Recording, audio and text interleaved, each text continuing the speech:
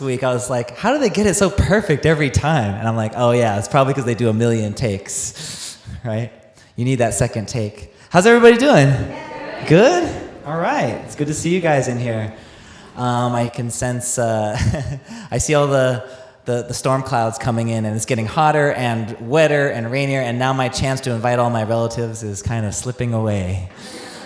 They're like, oh, can we come now? And I'm like, maybe you don't want to come to Florida now. It's getting to that season. I actually had a bit of a learning experience this week. I learned that there are ticks that can affect dogs in Florida. And I learned that the hard way because Edmund had a little wheezing sound this week. Of course, I have to give you my update on Edmund, right? You guys can. Yes, of course. It's part of it now. So he had a little wheezing sound, and we look it up. And of course, when you Google stuff, the worst things possible come up, right? It's never like, you can never really tell what it is because it's always the worst case stuff that gets, it could be this or this, and that possibility of having a severe thing. So we took him into a doctor, and actually it turned out he's fine, and that he's getting over something that he had from a tick here in Florida. And because this disease only grows here or something. And they said, but you know what's interesting is we did a blood test on Edmund, and actually he has an antigen in his blood, and that shows us that actually a little while ago he had a very serious problem, but his body fought it off naturally. So unbeknownst to, and there was one day where he felt like he had a little fever, and then it went away. And actually, this is kind of like, whoa. Well, I mean, it's like retroactively scary. It's like, oh my God, we didn't even know that happened. So his body created an antigen that fought off, and that's still in his body, in his blood, to fight off.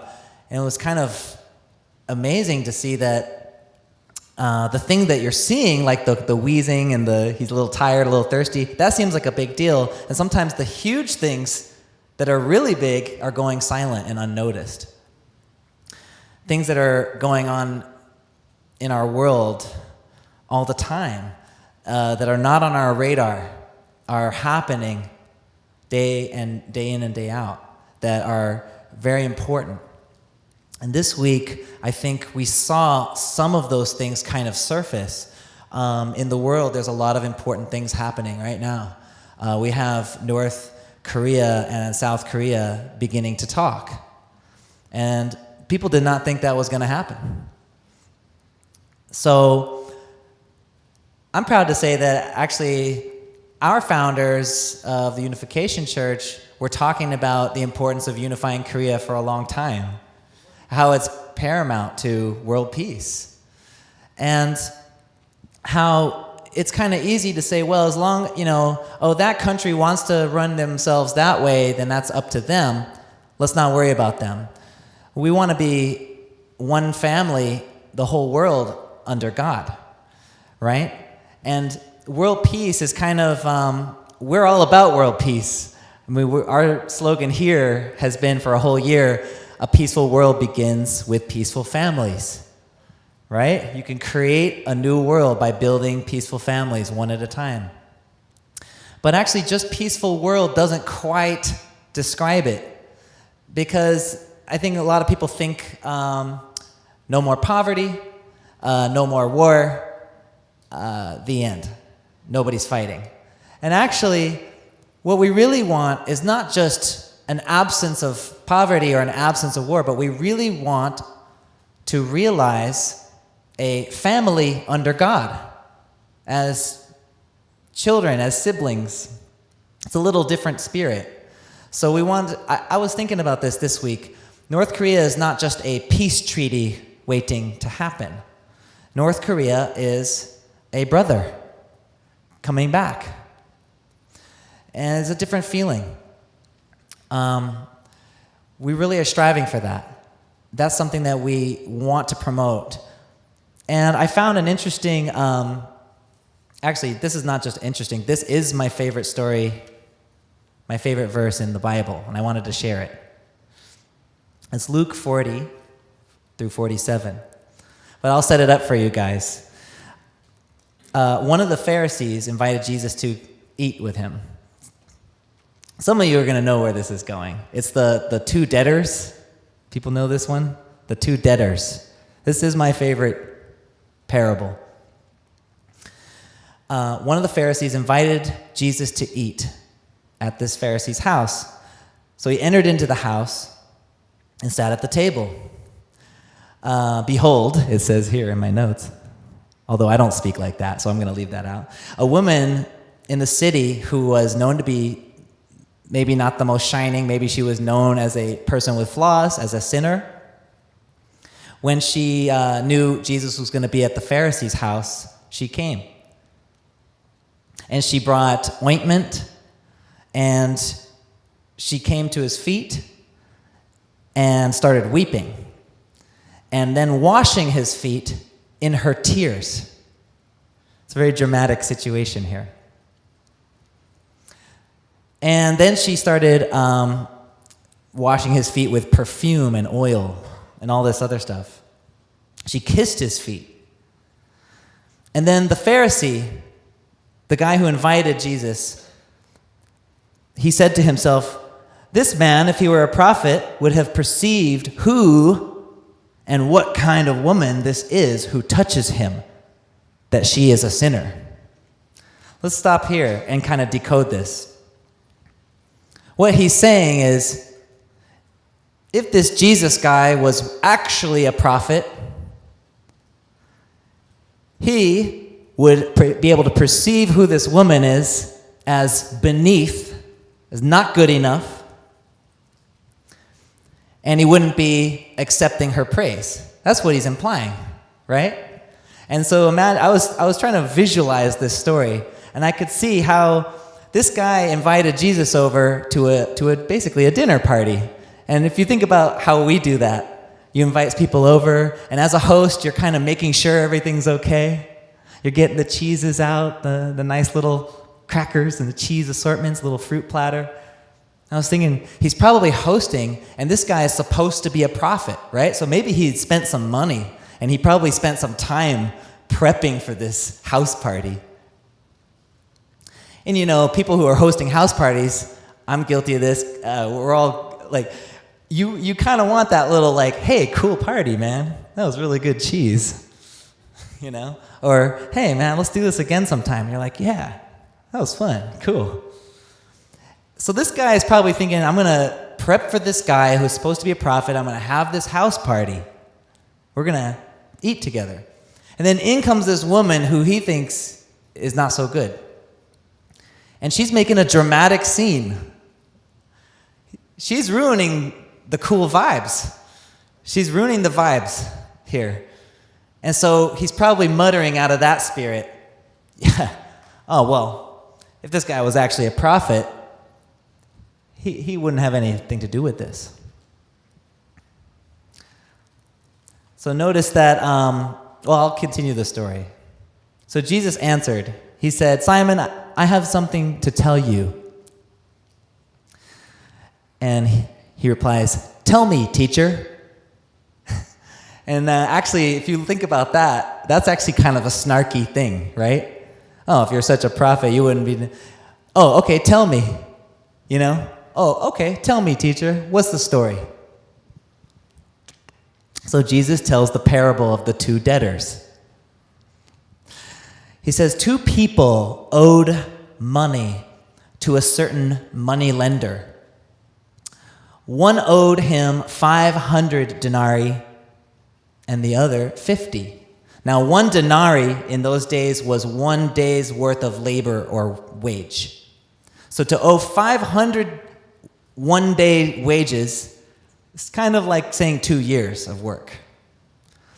One person owed 2 years' worth of money to the debtor, to the money lender,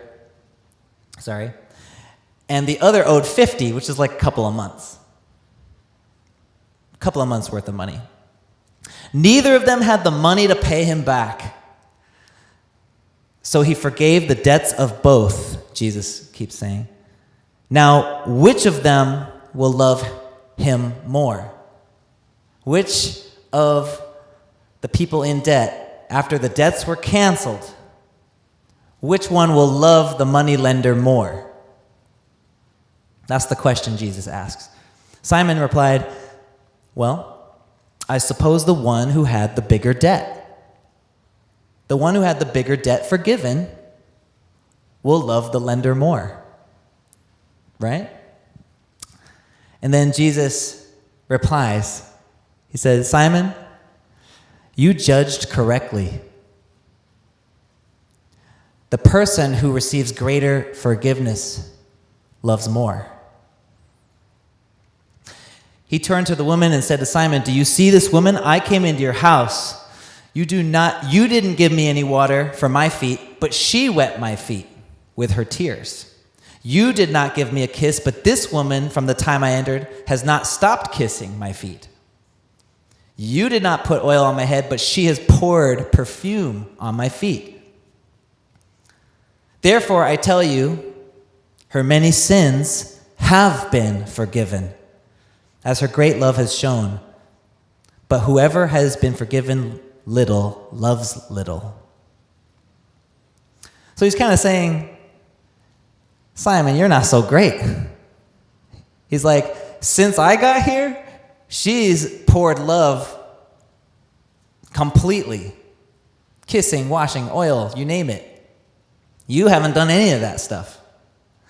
So actually, this was the ultimate lesson for Simon because there's several layers here. First of all, he's saying, back off the woman. Back off. She's actually a loving person. Secondly, he's saying, and by the way, her sins are forgiven. So all this stuff you just said, forgiven. And then, thirdly, he's adding insult to injury here and says, by the way, people who have been forgiven little, love little. So he's like saying, you, Simon, you're not very loving. You're not getting all that much forgiveness right now. So and it's not about whether you get it or not, it's about whether you pour it from your heart. He's saying that if you are a forgiving person, that's the laws, that's how God works. That's the principle of how God is working. You get that grace when you give it. You get it when you give it. So he said, back off the woman, A. Her debts are canceled now, B. And you're beneath her because you judged. But the thing that sticks out to me the most is the part that actually the person who has more debt, the person who has more fault or seems further away from a godly standard has more capacity to love. The person who's getting more forgiveness will love more. And if our God, if our goal is to love God, then there is no amount of trial or trouble in your life that can take you away or out of the range of God. In fact, he doesn't see your failure in something as a failure. He sees it as you expanding the capacity to love God and love people. That'd be an amazing way to see other people, even if you could just switch that on for a day. See anybody that you find some fault or some tension with or even some judgment with and see them as, wow, they have more apparent flaws than I do. Maybe that means God sees them as more capable of love than me. How crazy is that? Maybe we could see people that way. Maybe we could see other countries that way. How crazy would this be? That North Korea, which has lived under complete tyranny, complete oppression and suffering, might be the country that loves God the most someday. That's possible, is it not? According to this parable. So this is all Jesus. This is the teaching when you dig it in. That might be the country that leads us in how to love better. Because we all know the conventional wisdom is, oh, yeah, that guy, he had a silver spoon in his mouth from day one. He's not going to get it. There's that conventional wisdom. We kind of understand this concept a little bit already. So I see these countries as in a whole different light when I thought about it this morning. And that's the beauty of trying to read the scriptures often in your life, because it will apply differently according to what's going on in your life. That's something I've learned probably way too late in life, but I learned it finally, is that read the Bible, read the scriptures is not just something your grandparents tell you to do to box you into shape. It's actually good advice, because no 2 days are the same. World events are changing. Your life is changing. You'll know somebody new this week that you didn't know last week. Something you read this morning will happen to apply to something that's going to happen tomorrow. So reading these teachings, especially from Jesus, especially the big lessons of forgiveness, is so important. So I'm seeing these geopolitics in a much different way in these days. Because one day it looks like, oh my God, Syria, it's all over. And then the next day it's, oh my God, peace talks with Korea, it's all good. So we don't know what's going on behind the scenes. There are antigens building up against the enemies, and there are good things happening in ways that we don't see. In ways that we don't see. So I want you to see other people, other countries. I mean, the North Korea, South Korea is just one example. There's right-wing, left-wing America. There's black and white America. There's all kinds of things, interreligious especially too now.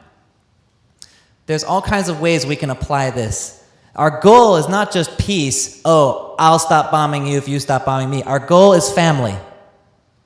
Our goal is a world sisterhood, brotherhood, a world family. And that's different. Because in a family, there's always a space to come back and be safe. It's not just, oh yeah, I wanted my son to be a computer programmer, but he decided to be a musician instead. No truth in this story at all. This is purely fictional. I wanted my son to be a baseball player, and he became a musician. But that doesn't matter because he's my son, right? There's always that ending part of, but he's family. But he's family. So I want us to kind of put that little tag on anybody you see this week. But they're family. Doesn't that change it? It changes it. And also, you can take this very same parable and apply it to your own personal battles.